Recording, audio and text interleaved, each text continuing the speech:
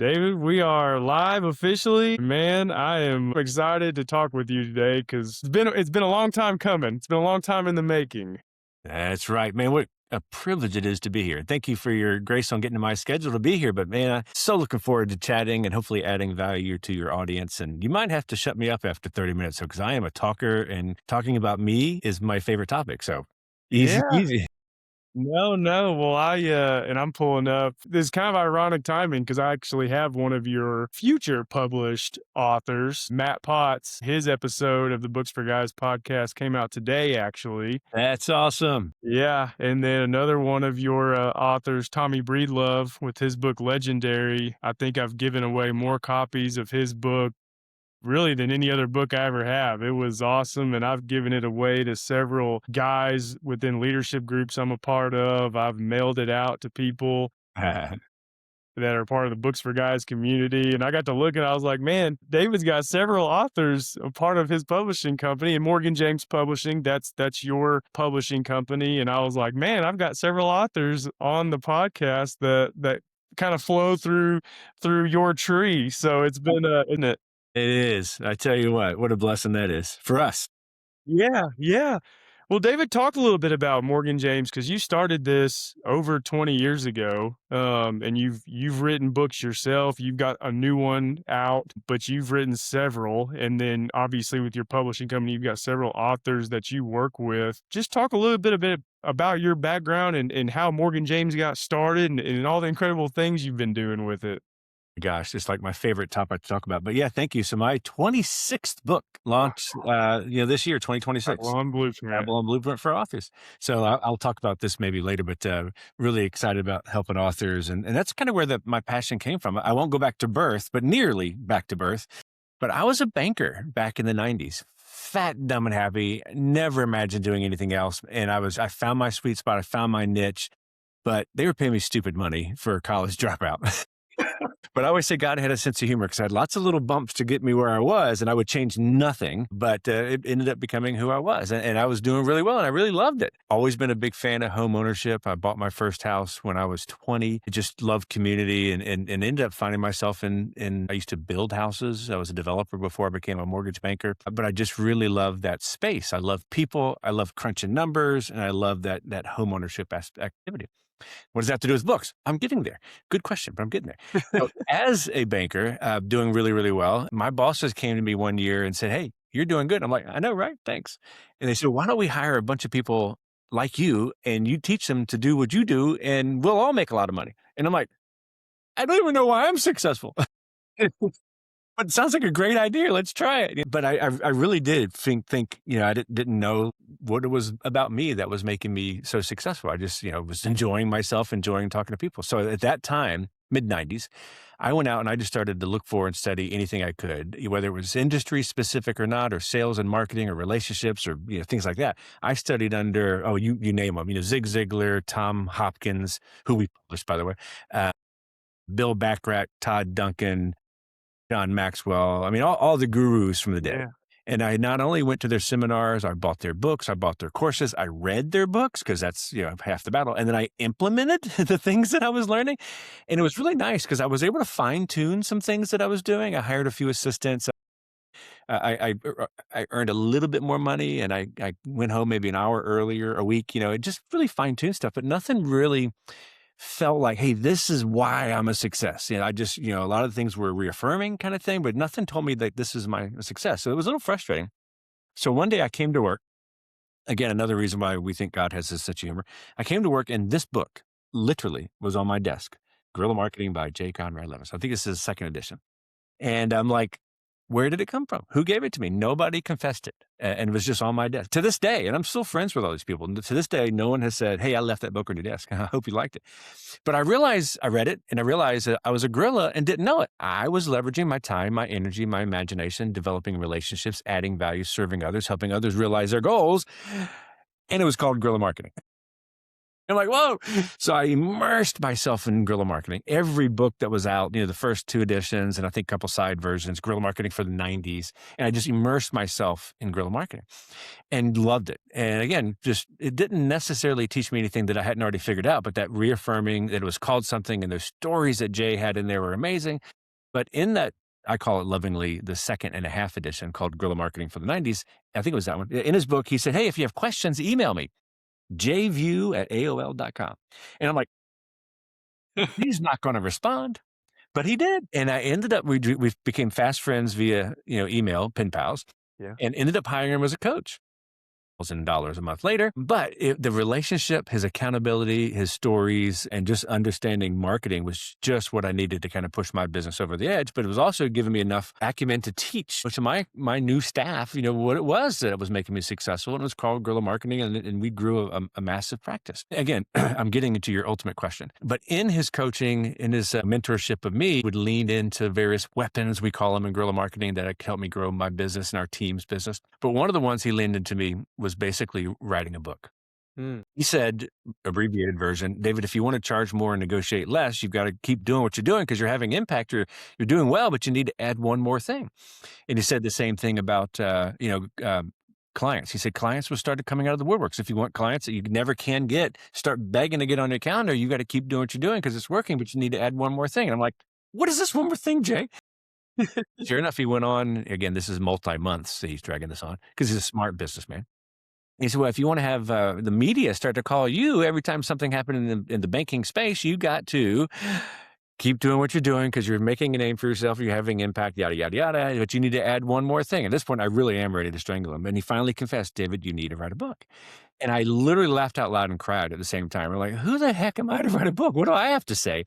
And it's like, Jay, remember, we talked about me. I barely passed high school, barely passed English, too busy chasing soccer balls and my now wife of almost 38 years.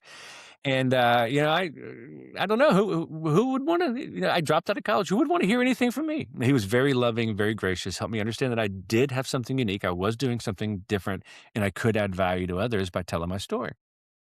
So sure enough, I started writing a book. Now, he helped me with an outline and whatnot. Ended up being a stress reliever to write the book. Mortgage banking was really stressful. If one loan, one house doesn't close, you got 9 families on the street because they're all somehow interconnected. It's very stressful. But it ended up being a stress reliever. I'd come home and I'd write 15, 20 minutes at a time on the couch with my bride just to kind of decompress. It was really wonderful. And I ended up getting the book published. Didn't realize that was a hard thing to do either.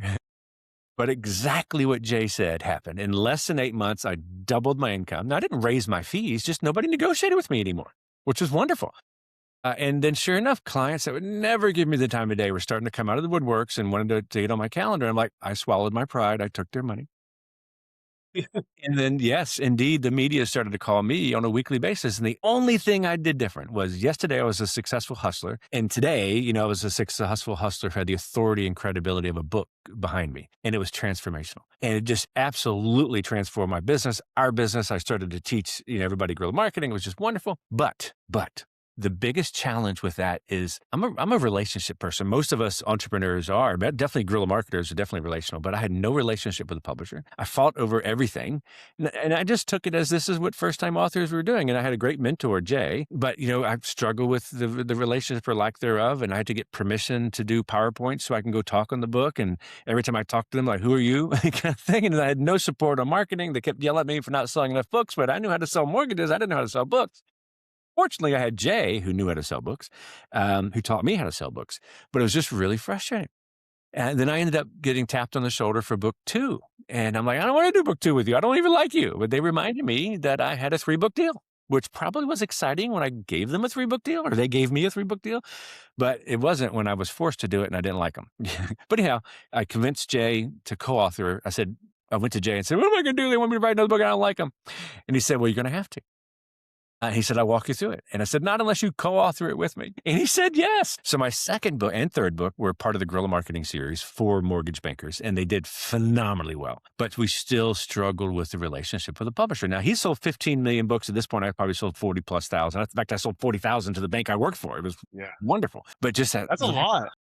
I know, right? I didn't know what I didn't know. It was really good. You don't ask, don't get. Might as well ask, you know. But I finally go to Jay, and I'm like, man, you know, this writing stuff is really tough on we entrepreneurs. We deserve credibility, distribution, and opportunity, but just that lack of relationship really makes it difficult. So I'm like, I'm done. I'm out of my 3-book deal. I'm never going to write another book. I'm going to go be in my success zone, you know.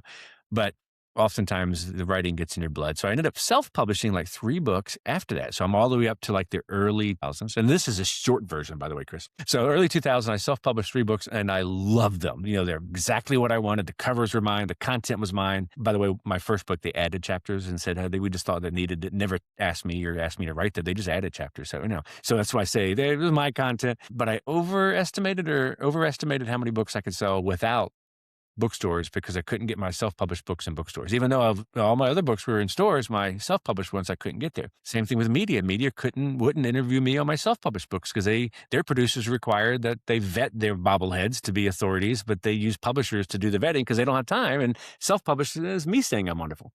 Which is true, but it was just me saying I'm wonderful. And the same thing, I filled my garage up with books thinking I could sell, you know, the thousands of books that I sold with bookstores. And most of them got eaten up by termites, which is very humbling because I kicked my bride's car out of the garage to fill up the garage full of books, and to me to throw them away, not a good relationship builder. So I go back to Jay, who at this point, you know, he's my mentor, my friend. He's not charging me for coaching anymore since we started co-authoring together. And I go to him again, whining about, publishing's broken. Somebody's got to fix publishing. And I shared with him all my frustrations. Of course, he was with me the whole time. He knew all about it. And he said, he challenged me. He said, why don't you put together an outline for what you think a great relationship should look like between publisher and an entrepreneurially minded author like yourself? And I'm like, yeah, challenge accepted. In fact, he even said, hey, I still have a good relationship with Houghton Mifflin, who, is that upside down? Houghton Mifflin, yeah, it's upside down. Houghton Mifflin published the original Guerrilla Marketing books. He said, I bet I could take it to them and they maybe be interested in setting up an imprint for we entrepreneurs. I'm like, yes, we'd have a place to publish. Let's do that. So I pour my heart and soul in this outline for what I thought that relationship should look like. And boy, you know, started off with authors should retain control of their intellectual property. Let's make decisions with the publisher that benefit not only the publisher, but the author. Hello. And let's give the authors the tools they need to be successful instead of just yelling at them for not being successful. And of course, I filled it, just layered it with guerrilla marketing, you know, all the guerrilla marketing weapons that are necessary. Of course, I put values-based selling in there, Zig Ziglar stuff about serving others and helping others realize their goals, and just heart and soul in it. And presented to Jay like, ta-da, you know, here you go. You know, let's take it to Houghton Mifflin and maybe we'll have a place to publish. And he loved it. Absolutely loved it. But he did not take it to Houghton Mifflin. He said 3 words. Now go do it. Like a good mentor should do, right? But it's like, man, I got a full-time day job as a banker and I'm thriving. I got a team, but okay. So I got my bride involved, want to make sure I got blessing there. And she was really thrilled about it because I was working at this point, probably 2 hours a day in banking. And I found myself really passionate about the writing space and all my clients. And I had gotten on the wholesale side. So my clients were the old me, like the loan officer kind of guy. And I was teaching them guerrilla marketing. I was teaching them how to grow their business. And, you know, the more I helped them grow their business, the more business I got. So we're all very happy. But one of the things I kept telling them about, hey, man, you really need to lean into a book because look what it did for me. And I spend 22 hours a day talking about publishing and helping friends or clients get books written, get published, you know, self-published, whatever. Anything's better than nothing. But again, we still dealt with those pros and cons of each of those models. And so we started Morgan Chase, which is my kids' names, and just had a really good idea and a lot of God's favor and enough friends to help us get to where we needed. In fact, we got a 3-book deal from Jay, and I met a lot of good friends on the speaking circuit, picked up some books because they just felt sorry for me or liked me. I don't know, either. Both's fine. And we just launched Morgan James and did it our way. Now, we had to earn the right for credibility. We had to earn distribution in bookstores. We had to fine-tune our model. And our overnight success, Chris, has been 25 years in the making. I quit my day job in 2005. We had our first 4 New York Times bestsellers in 2006. We got picked up by the nation's largest book distributor in 2007, which helped us across the board, and rang the opening bell to NASDAQ in 2008, had our first #1 New York Times bestseller in 2011, and just continued growing from that. And now we do about 3 books a week with amazing entrepreneurs who have a lot of things to say, but each and every one of the books we publish are part of a bigger picture. It's all about the author. Who are they? What are they doing and why? And how is it connected? And that how it's connected to a business, an entrepreneurship, big business, small business, whatever, faith message, a nonprofit, something that the book is a part of is why we sell so many books and why we have such successful, happy authors. Because it's not about selling books. It's about leaning into the message and developing relationships. Person. So that was a short answer of your very simple question. How did we start? Why we start Morgan James? Yeah. David, that's incredible. I mean, I didn't know a lot of this, and I've learned a lot as I've been interviewing different authors and learning the process that people go through to get their books published. Some do it traditional routes. I've learned a lot about marketing and how authors go about that. Some struggle with it, some do well with it. Some publishing companies help a lot more than others. But one of my questions for you is obviously, you have a lot of authors that fall under your umbrella now. And I know you kind of hinted at seeking out the right people to represent or to have a part of Morgan James. Do you and a team go out searching for people and encourage them to write a book, or do people come to you and say, David, I've got an idea, I want to write a book, will you guys be the publisher? Like, what's that process look like? Oh, it's very fun. So we don't do any advertising. I do speak on publishing a lot, but my passion is I want to help authors find their right path. I think Morgan James has got an amazing path, but truly, we can't publish every book. And we have a very specific path, with entrepreneurs and the books being part of something. But I am truly passionate to help people discover what I discovered is the power and authority of the book. So I do a lot of talking about marketing. I do a lot of talk about guerrilla marketing for books. I do talk about publishing. But where our authors come from are referrals. We meet them at conferences or they come from within. I started off with just connecting with the right people and just got the referral to the next author, the referral to the next author. And our accolades certainly help. We've been on the New York Times list now 29 times, over 200 times on the Wall Street Journal and USA Today list. So we do get a lot of inbound people really wanting to find out more about us. And once we get a chance to talk to them and learn the culture of Morgan James and if they're right for us, it's a fun process. We probably look at 5,000 books a year, but we only publish 3 a week, which is about 150 or so a year. But that's a fun process, and we do it in love. So we give them feedback. We try to help them down their path, encourage them if we can, publishing if we can. But yeah, that's a part of the process. Yeah, yeah. Over your 25 years in business now, have you guys had to reinvent certain processes? And I'm just thinking of like Amazon coming along and authors having a little bit of a easier time being able to at least put their work out there for people to find. But how do you all, I guess, just how have you guys had to transition or what have you done differently over the course of those years that have, I don't know, just kept up with the new technology like an Amazon? How does that affect your business at all? Well, as guerrilla marketers, we definitely want to stay ahead of the trends. We don't want to be too far ahead where we're pioneering too many things and we get shot in the back in the arrows, but we definitely have to bend where we can and adopt as we can. But we've been really blessed at it. So we were the first publisher to offer a free bundle with our book. So anybody who buys a print book can get the ebook edition for free. Heck, they could even give it to a colleague if they wanted to, if they don't want it for themselves. But we capture their names and their email addresses in the process to help our authors build up their email list because, Amazon's not going to tell us who bought the book. Heck, Barnes & Noble's not going to tell us who bought the book either. But we've always tried to stay ahead of some of those trends. But where we really lean into is that credibility and that broad distribution. And Amazon, speaking of Amazon, certainly our largest client, but they're on average less than 30% of our business. The bulk of our sales come from brick and mortar because we lean into the relationship with the readers. We lean into the relationship with the bookstores. We encourage authors to buy or readers to buy books from wherever they normally buy books or where they want to buy books, promote the indies and Barnes & Noble more than we promote Amazon. We don't need to remind everybody on the planet that what everybody already knows is that any book ever published is on Amazon. There's no real value in that. And they pay the least for the books. Yeah, yeah. So let's focus on the indies who really need our support, really need to stay open. They're community driven. They're serving the audience as well there. So let's promote the indies. Let's promote the brick and mortar. And it's been very, very successful. But we also have to lean into just the value we're bringing. We're bringing credibility to the author's message. We're bringing editorial oversight to make sure they're writing the right book and the right message gets out there. But they still own the IP and they're in control of that. But we help them deliver a phenomenal book. And then the depth and breadth of the distribution. We are a global publisher. So we have offices in New York, Boston, Virginia, Nashville, London, Vancouver, and Australia. And we do really, really well with the brick and mortar. So we really lean into that. And of course, the brick and mortars pay more, for the book for us. So which is kind of counterintuitive. You really hope that the indies get the best discount, but that's just not the way it is. We love supporting them. So we just got to stay ahead of it. And then the biggest thing, as you well know, anybody and everybody can self-publish, and they should. It's better than doing nothing at all, but having a team to help you make the right decisions, get that credibility and that broader distribution and the partners and the relationships that we have with foreign press and foreign publishers for translations. It's definitely a fun part of the process, but it really drives to that relationship. That's our biggest advantages outside of credibility and distribution is the relationship that we have with the authors so that we can help them realize their goals even beyond what they had anticipated. Yeah, no, that makes a lot of sense. Yeah, so it's a fascinating world to me, and I want to get to your book, The Babylon Blueprint. But I want to ask you one more question because you mentioned having offices all over the country and globally now. Yeah. When you started Morgan James, like, I mean, looking back now, it may be easy, like, hey, we're doing this and it's great. But like when you first started, what was your like? Did you envision this, or how did it get to this point? And what were some of the struggles and challenges of actually getting an office in a different location in a different country and hiring people? What does that look like?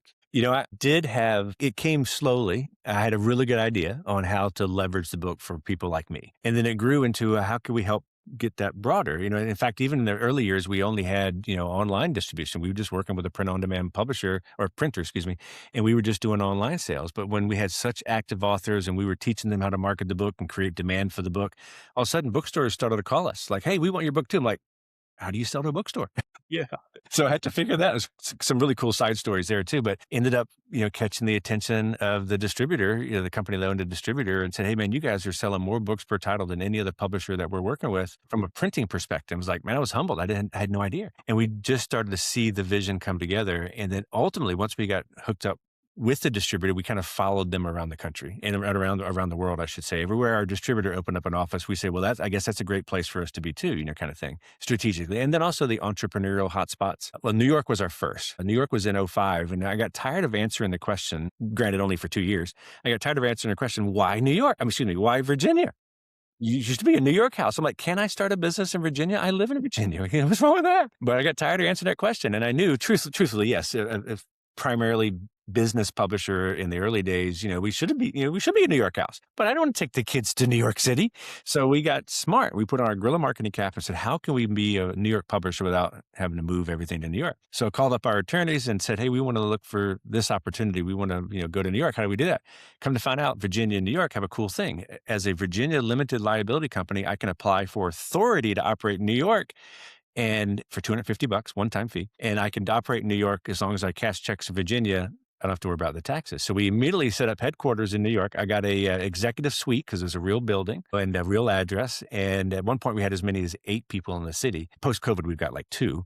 But just that whole perception of New York, everything doubled. It was like laughable. And then again, we just kind of followed our distributor, but we opened up our Nashville office next because there's a nice conservative belt there in Nashville that we did some really amazing, books. And then entrepreneurial, hub in Vancouver. And of course, London was just still growing like crazy in the entrepreneurial space. Same thing with Australia. We just took it to the masses, brother. Yeah.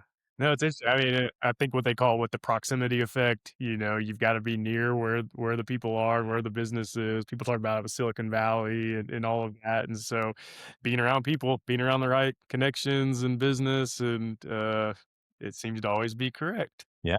Even my strategy to try to print the books as close to the end user as possible to support local economies just really became a part of our Mm. DNA, and really we got a lot of press and media out of it. We don't print in China, so we'll print in a couple places in the U.S., preferably wherever the closest warehouse is going to be. We'll print in London for the U.K. We print in Dubai. We print in India. We print in Australia for that Australia New Zealand market. It's just been fun. Yeah. Well, I like that part of your process is helping the author sell the book. I've come across a few now that they almost sell the message of you're going to lose money on this book, but in the grand scheme, this is going to get you speaking engagement. And all that's part of it too, I'm sure. But it's interesting that they're like, yeah, you're not going to make any money here. We're going to help you publish it, but it's for the other stuff that comes with it.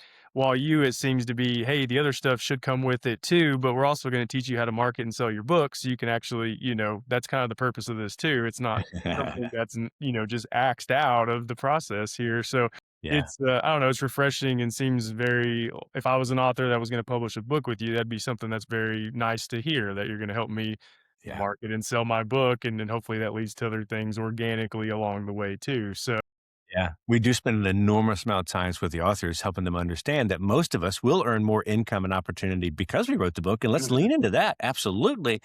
And always be thinking two products ahead because 20% of your audience is going to want something else. So give them another book or give them a course or a mastermind or some sort of a keynote speech or something that you can bring value to them because they want it, but also bring value to you. But you're right. To your point, as a publisher, the only way we make money is by selling books. But let's remove that stress on, I got to sell books. And let's just lean into the message, lean into the relationship. And then guess what? We sell a lot of books. yeah. Yeah. No, that's perfect, that's perfect. Yeah. Well, David, talk about your latest work, the Babylon Blueprint. I know I've got it posted on the website and out there for people to see, and that's exciting. But talk about, yeah, and you've got two versions. Talk about both versions and who they're geared towards. Yeah. So it's a story, of course, because I'm a storyteller. So I think I have a copy of it right here. So way back a long time ago, 15, 20 years ago, probably, I discovered a public domain book called The Richest Man in Babylon. It was written literally 100 years ago as of August of 2025. But it's a parable. It's a story of a 2,500-year-old story of ancient Babylon and that entrepreneurial explosion that was going on back then. And it's a phenomenal book. Short, again, story driven. It's really, really good. I really loved it. Made a lot of notes. I'm like, oh man, this is really, I need to teach from it. It's really good content. It never did anything with it. But it wasn't until one of my friends who sent me this book. It's the Richest Man in Babylon from a publishing house called Sound Wisdom. Amazing group of guys. One of their niches is they take public domain books, which are books that are no longer run out of copyright protection. But this is a leather-bound, hardcover edition, gold foil embossed. It's soft. It's just awesome. It's really nice. It's a beautiful book. So I got this book and I just immersed myself in it because I'm a physical book kind of guy. And I'm like thinking to myself, oh my gosh, somebody really needs to take these principles and just kind of tell them in today's stories, if you will. And I'm like, well, why can't that be me? So I went and dusted off all my notes from years ago, got really motivated. It had been a while since my last book, and I really was in that mode. So I said, all right, there's 10 or 12 principles I could pull out of that book and make it my own. So I ended up writing a book called The Babylon Blueprint, which is timeless strategies for wealth, wisdom, and well-being.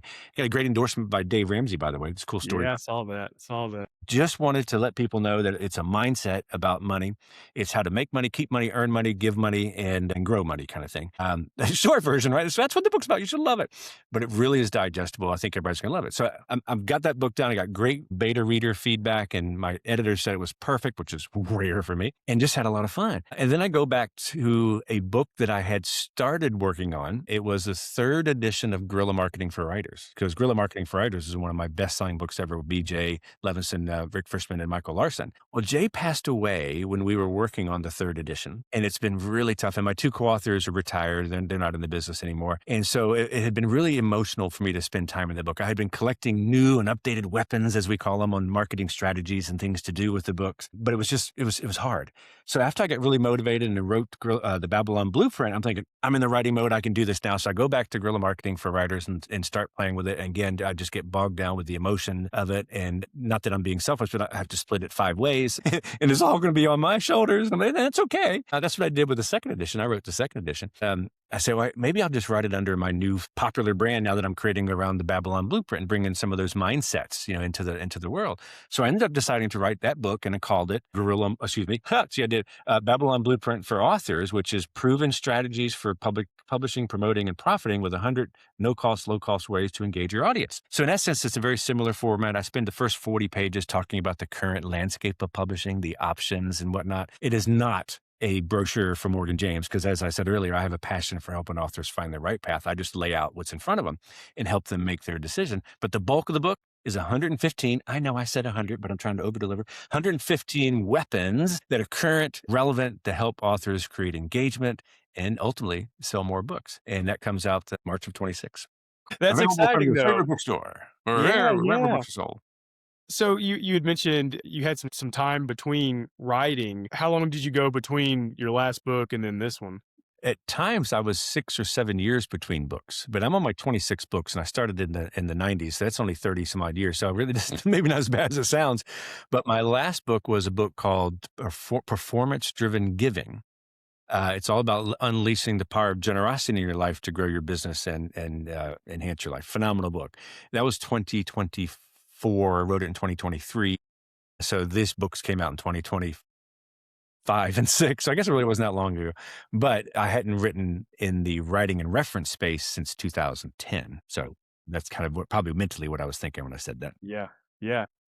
No, that's incredible. Yeah, I mean, that's a lot of work. I mean, you're busy. You're running a big company now. You got a lot of authors you're working with and a lot of people to keep up with. So, I mean, I always find it interesting. I'm always like, time is one of those things that I think about a lot because I'm not even that busy, but my days go by so fast. And when people are accomplishing and doing great things, I'm like, what does your day look like? Like, how do you get this book out there and also run this and do this with family and do this and just balance it all? And I'm always again, time and how fast it goes is just something that I don't know. It's one of those weird things I think about all the time. So, Well, I'm gonna blow your mind, but I'm gonna give you my tools on why I do it. So I'm blow your mind because my next book, I've already got like four already outlined and a couple of them mostly done. But my next book I'm going to release is called, drum roll please, The Babylon Blueprint for Time.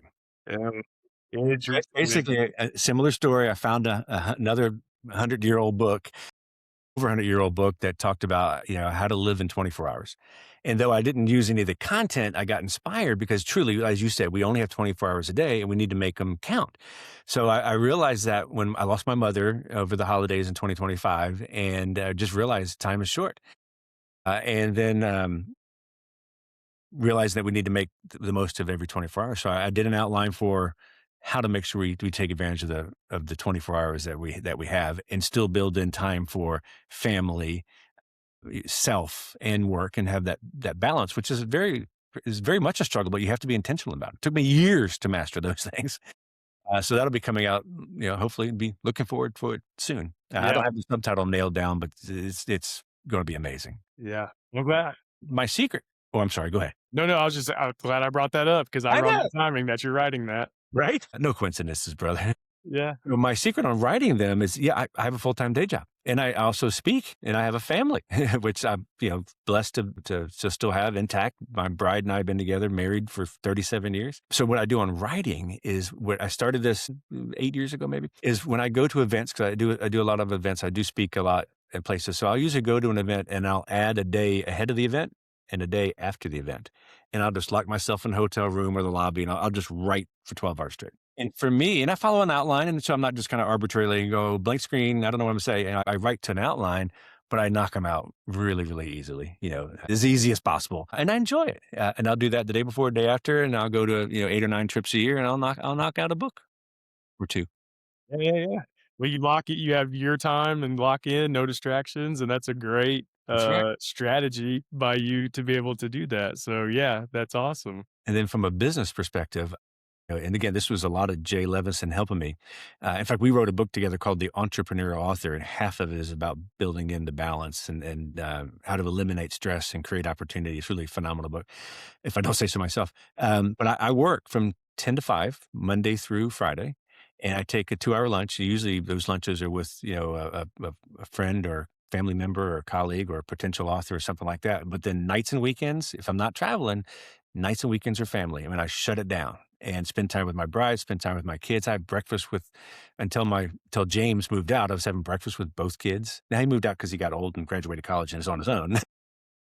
But and then weekends, it's whatever the family needs me for, and it has saved my marriage and saved my sanity. From the business perspective. And strange, I get a lot done between 10 and 5 because I'm intentional about it. Yeah. Love that, love that. I think myself can do better about that. I think a lot of people can, and it's something trying to figure out You can do it.